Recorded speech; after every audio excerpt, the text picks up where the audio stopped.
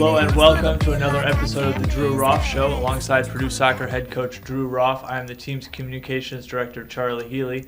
Boilermakers are coming off a tough 1-0 loss to Indiana on Sunday. Drew, as we come off that game heading into a new week, I know as we speak right now you've not spoken to the team yet ahead of Tuesday's practice, but what's that message coming off of an emotional game on Sunday? Well, it was an emotional game, and it was a big game, and spent all week preparing for it. So I put a lot of energy into that. But fortunately, our players are used to the rhythm of a college, soccer week, and that is, you take that evening to kind of digest the good and the bad, and then you get a little rest, recovery, and a little class work on Monday. This Monday they actually have off, but typically, and then it's time to refocus. So no matter what happens, you have to refocus and obviously have a great opponent coming up, so we have no time to, feel sorry for ourselves or anything like that. It's time to move on and get ready, but that's just something that, they're used to, and I think we all welcome the opportunity to go back out there and get another crack at it. Yeah, does that make it a little easier? It's not, you're not waiting till Saturday or Sunday to play this next game. It's just Thursday night. It's just such a quick turnaround in terms of the rest, recovery, everything else. Does that maybe make it a little easier, the quick pace of it?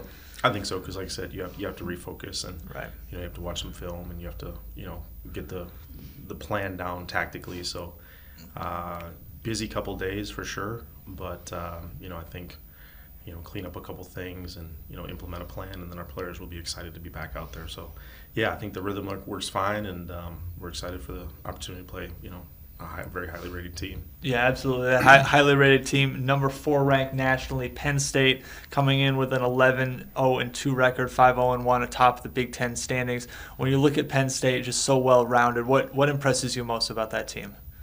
Well, I think just, they are one of those few teams that, really doesn't concede much, but yet they have the ability to really, execute in the final third. So, the way that they knock the ball around is sharp, and then, as I said, in the final third, if you do make mistakes, they certainly will make you pay for it, and that's something that I think kind of separates them from what I've seen. Is just they pick their moments, and when they go, they have the quality and the ruthlessness around goal to really put teams away. So that's something that fortunately we've been playing quite a few very good teams this year. Yeah. So obviously they're right up there. But at least it's not a situation where we'll be seeing things we haven't seen before. That being said, we need to handle ourselves as well as we have all year for 90 minutes in order to have a chance to win the game. Yeah, absolutely. When you look at the season as a whole, we have played so many top 25 teams, whether they were ranked at the time of playing like Penn State is, or whether they were in and out of the rankings, the week before, week after they played Purdue. What's that approach in terms of like just this constant barrage of top 25 teams coming into Folk Field? Well, I think it's every now and again you would like to have that team where you can create more chances, obviously get the result and things like that. But the Big Ten just isn't that type of conference, especially this year. There's no easy game, so it's challenging. But that's the level that we want to play at. So it prepares you, it makes you better. But like I said, some of the moments that we've had this year where teams did make us pay for the one or two mistakes we make, that's what we have to understand. That's part of it, but that can be frustrating because I feel like we've played some good soccer several times this year. Definitely had some games where I feel like we at least should have got out of there with a draw. We end up losing by a goal, and we've had several one goal losses. So it's those little moments, it's those 2-3 moments a game that can separate you, and it can be frustrating. But when you do solve it and you do get it done, obviously it's very rewarding because you know how tough it is to win. So we hope we have some good results coming up. But if we play like we did against IU for the majority of the match, then I think we can compete. And now it's just a matter of making those big plays when they really count. Yeah, absolutely. And that it is why you come to Purdue, why you come to play in the Big Ten is for those tough games. And you maybe don't hope to have 10 of them, but that's certainly what it looks like in the 2023 version of the Big Ten Conference. So looking ahead, I know you haven't prepared too much for Sunday's match, but at Illinois, another maybe not necessarily a true rival, but it's sort of a regional rival. Just so close. The Fighting Illini there in Champaign. What do you expect from that matchup on Sunday? Yeah, you're right. I mean, with scheduling, it can vary. You can have no plays and things, but I feel like Illinois is a team that we played consistently. Always a very close game, whether it's here or in Champaign. So it's one of those that really comes down to who executes on the day, because I think, like I said, I'd have to go back in history, but I would be shocked if there were more than many 2-goal, 3-goal differences in those matches, right? So yeah, always tough to go on the road in the Big Ten, but it is nicer to have a place like Champaign, a couple hours, and the travel is very easy travel for us. That always helps, and we're familiar with that area. So nice pitch, nice surface. We'll be ready to go for that one. Yeah, absolutely. Will be a good one. Just about an hour and a half, 2 hours west of us. So coming up on the show, a couple minutes, we have a pair of freshmen, Zoe Cuneio and Lauren Omholt, two players that really made an impact in their first year here at Purdue. First, start off with Zoe Cuneio. What have you seen from our freshman center back? Yeah, well, as you know, it's really difficult to make a big impact in the Big Ten as a freshman. There's a learning curve that most players have to go through, no matter how talented they are. But what Zoe's done is extremely impressive, because she's come in straight away as a freshman, started every match, played probably every minute, I would say. And her influence back there is definitely one that you would expect from a veteran, maybe a senior in college, and she's already playing at that level. Great leadership potential, tremendous talent, and more importantly, I think she is a great competitor. She really wants to win, so she's been fantastic. I said the defense as a whole has been strong, and it's hard to imagine a freshman being a leader back there, but I really believe that she is a leader for us back there. So done a fantastic job for us, and really bright future ahead.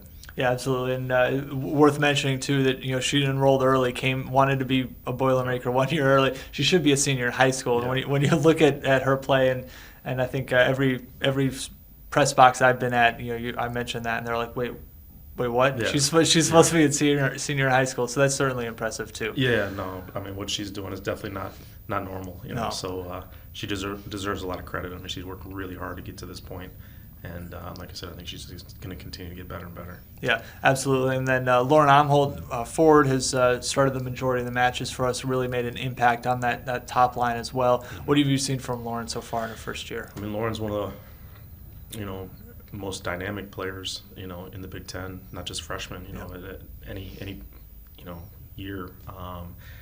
She just has that ability to, eliminate defenders on the dribble, and, she can get in behind, always a threat. She brings some special qualities. So she's done really well, and once again, she's another player that has that right mindset. She wants to be, a great player, so she's going to continue to work at it. So I expect her to develop into, really an all-around, complete forward throughout her career. But the tools that she has, once again, that competitive drive that she has. I mean, she's a winner through and through, and she wants to win. She wants to, be great. So that mindset and the talent that she has, she's another player that I expect to really cause a lot of problems for our opponents throughout her career. But once again, for a freshman to log those kind of minutes and perform at that level, she's been a fantastic addition to our team. Yeah, absolutely. And Lauren comes with some youth national team experience for the Mexican youth national team, playing at the Youth World Cup. What does that youth experience, or that national team experience, bring to Purdue soccer that Lauren can provide? Yeah, well, just like Zoe comes from a great club environment, Lauren's down in the the Dallas area, which is really competitive club soccer.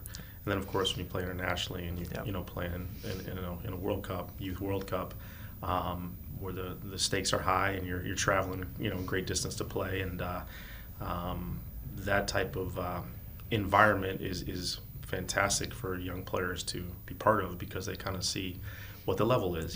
There's players from all around the world, and players on her team, and you need to see that level if you want to get to that level and be part of that level. So she's seen it, and she's used that experience to come into college and not be, fazed by playing against 22, 23-year-old athletes. and then she can more than hold her own. So really excited for the future of both those players, and I think they have that little extra drive that is going to really help them maximize the great talent that they bring. Yeah, absolutely. Well, look forward to seeing them on the pitch on Thursday, and we'll talk to them briefly coming up, and then we'll come back and talk a little bit about our Hammer Down Cancer match as well. Perfect.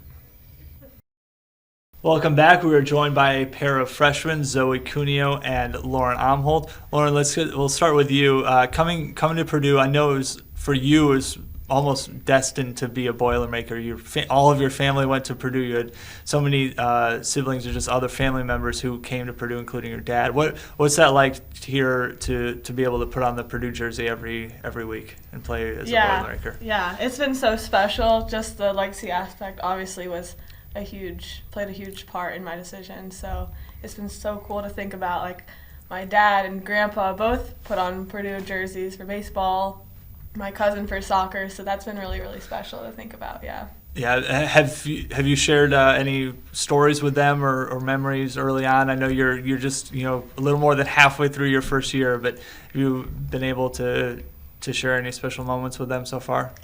It's funny, they keep telling me like how different it is now than when they were here, and how they're kind of like jealous of all the things that we get, and yeah. Yeah, absolutely. I'm sure it has changed, and even from when your cousin was on the soccer team, the growth that we've had as a program has been fun to see. So, Zoe, how about you? The transition, you were not as familiar with Purdue coming in, but now that you're here, what's it been like, and especially that transition from playing club soccer to Big Ten soccer? It's different. It's a lot more physical and intense coming from club to college because everyone's good. Right. So you have to take in that, like, your mindset has to change coming in to college. But has that jump from club to college soccer and in the Big Ten, has that surprised you, or is it sort of met your expectations? It's met my expectations. I came in thinking that college was going to be harder, so I wasn't surprised. Yeah, anything like that. You were prepared for it. Yeah, and you're playing like you were prepared for it. So what's that like when you step on the field and you're like, okay, I'm here, and you're able to excel and have success? When I'm on the field, I block out everything. Like, I'm not thinking about, I'm playing a number 1 ranked team. I'm playing college. I just play the game that I've grown up playing. So I just focus on what I'm good at and play. Yeah, Lauren, is it that she makes it sound so easy? Is it that easier for you too? Like, and that transition, were you prepared for everything that Big Ten soccer is all about? Yeah, I think we both come from super competitive club teams and international experience as well, so I think that definitely helped prepare us. And also, I guess something that I do is, like, I wanted to come here and kind of not be in the mindset of I'm a freshman. I wanted to make sure that I'm not, like, playing or acting like a freshman, but honestly just, like, I'm a part of the team and I want to be as impactful as I can. And I do a lot of visualization before the games, so I'll just, like, it might sound weird, but I stare at the field and just, like, picture things that I would do in a game. So then I just have, like, ideas running in my head. So, I'm sure that, and I'm sure that helps too. Mm-hmm. When you step on the field, you're like, okay, I've already lived this. I know what's going to happen. Yeah. Lauren, you mentioned your international experience. You came here after last year. You've spent several years with the Mexican youth national team, U17, U20. You played at the U17 World Cup. What was that experience like, and being able to represent your country on the international stage? How special was that? Oh, it was incredible. It was honestly the best experience of my life. It just felt so cool to just be a part of something like that and, like, representing a country, and obviously being in Mexico, like, seeing the different culture and, like, learning from those girls is so cool. I loved it. Do you have a favorite memory from that World Cup experience? So I guess, like, for soccer, probably literally just the stadium that we played in. It was just, like, huge and just, like, packed and just, like, so loud you couldn't even hear each other on the field. It's so fun under the lights. But then outside of soccer, just, like, in the locker room, like, listening to Spanish songs and, like, just, like, getting hyped up before the games was super, super fun. What's the biggest difference for you? You know, you grew up in Dallas. You're from Dallas, the Dallas area, but you have that Mexico connection. When you go play on the Mexican youth national team, what's the biggest difference between, you know, soccer in the States and your Mexico experience? For me, it's probably like the language barrier, because my Spanish is decent, but I'm nowhere near fluent. So that was a bit of a challenge for me, but I kind of, after being there for a while, like eased in and learned some soccer lingo in Spanish. But yeah, that's the difference. Yeah, absolutely. Off the pitch, you guys are both living together in the dorms, you know, as part in the same suite with a couple other teammates. What are some favorite experiences there? Getting acclimated to college life outside of soccer with some teammates. We tend to have a trash problem. Okay. We're not like dirty. We just don't take out the trash frequently. Trash piles up. Yeah. Yeah. Okay. So there's that. And we do a lot exposed. Yeah. So that's not Lauren though. That's an unnamed roommate. Yeah. Okay. Right. How about this? What are some fun activities you guys have done? You know, outside of soccer, whether it's the whole team or you and the other fellow freshmen. What are some fun activities you guys have taken part in? We participate in our dorm activities. Okay. What are those like? We do. It's different. It's different. There's a lot of different types of people. Yeah. Yeah, we have met some people on our floors. Yeah. Okay. There was a slime making thing in the lobby that we went to, and that was really fun. And The people coming to our doors. yes, one time we were dancing and singing, so people came and knocked on our door and was like, "What's all this like noise? Like, it looks fun." Yeah. They took pictures of us. There you go. Who's the best dancer among the 6 of you? She's the best singer. Lauren's the best singer. There you go. Okay. Yeah.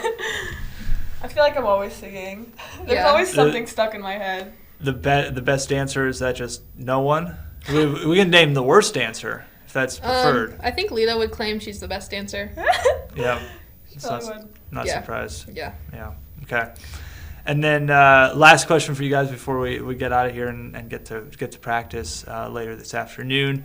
You guys went to a little haunted house as a team. Most of you last week, getting in the Halloween spirit, a couple weeks away. But Lauren, how was that? What was your favorite memory from the haunted house? Oh, I loved it. I was at the front of my group, so I got all the jump scares. Okay. And those are my favorite part. So I thought it was super fun, and I definitely screamed a bit. How about you, Zoe? I liked it, but like that type of stuff, I just think it's dumb. Like, it doesn't scare me. It doesn't scare you. So Okay. I'm just kind of looking around. No, like, I what saw are you Zoe doing? walk out at the end because she was in the group behind me, and she literally, like, everyone's out screaming, running, and she was just like not fazed by it. But there was like this blow up like hallway, and you know, like the bounce houses that are obstacle courses, and you have to like run through the blow up things. Yeah. There was like one of those for like a hallway, and it just kept going, and I thought it wasn't gonna end. That was the didn't only like part that. that scared me. Yeah. Okay. But it wasn't actual like a breathe. So thing. It was just Zoe Cuneio, not easily scared. Lauren Omholt, you liked I like being scared a little. Okay. That was fun. Anyone else on the team not scared or scared a little too much? I think Callie and Tori got a little. Yeah, it was got a rough little for scared. them. Yeah. Okay. They made it through though. Mo. Mo. Came Mo, out yeah. crying. Okay. They all looked happy in the post event pictures. So Yeah, they, it was fun. They made it to practice the next day. So you know that's all you can ask for. Mm-hmm. Right. Well, thank you for joining us today. We look forward to seeing you Thursday at Folk Field and then a couple more games the rest of the season. So thanks for joining us today, though. Of course. Thank you. Yeah. Welcome back. A little added time with head coach Drew Roff. And Drew, Thursday is our annual Hammer Down Cancer game. We'll be wearing these special neon Volt uniforms. The jerseys will be auctioned off, and that link will be in the description below and also on your screen right now. But when you think about the Hammer Down Cancer game, it's a tradition here across a lot of our Purdue sports. But why is it so meaningful to you and our program here? Yeah, I mean, it's a great tradition for our program, and as you said, you know, some other programs here in the department. You know, cancer has affected all of us to some degree, whether it's affected us personally or affected our family members, friends, etc. So anytime you can, you know, raise funds to increase the research opportunities, and anytime you can raise awareness and increase those resources to help all those that are fighting cancer. I mean, it's an awesome opportunity for us. People auction off the jerseys.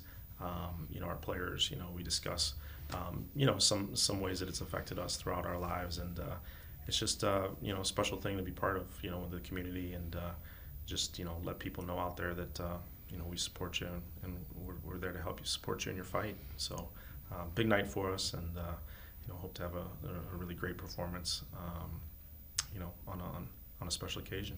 Yeah, absolutely. And you talk about the research and the ongoing opportunities there. The Purdue Institute for Cancer Research, all proceeds from the jersey sale will go to them. I know they're one of the numerous institutes and cancer research centers across the country doing such great work, but have that right here in our backyard doing that research, I know is so important to us too.